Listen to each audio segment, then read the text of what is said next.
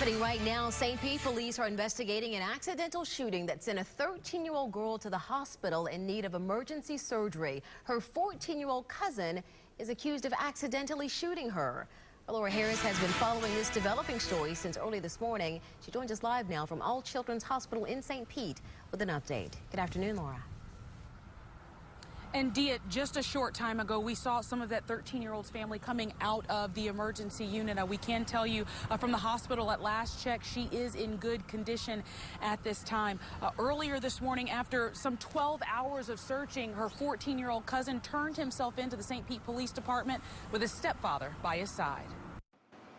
He fled the hospital, I think, probably in fear of, not just the criminal charges, but obviously having to face up to his family. Mike Petz with the St. Pete Police Department is classifying this shooting as a tragic family accident that could have turned out much worse. We have a young man that obviously has been in association with individuals that have been providing him a gun.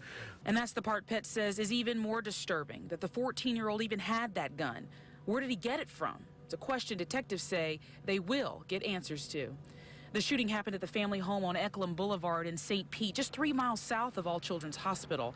The mother of the 13-year-old girl says she heard the shot and ran through the house to find her daughter shot in the stomach.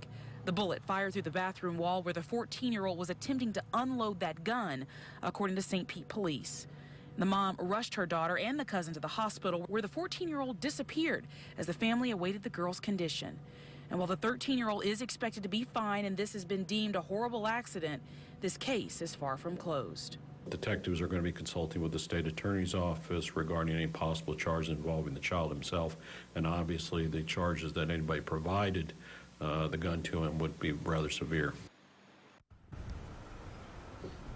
And St. Pete Police telling us they are still searching for that gun at this time. We're also being told that 14-year-old has been in trouble with the law before, but never been convicted. We're still waiting to see if any charges will be filed in this case. Live at All Children's Hospital in St. Pete, Laura Harris, ABC Action News.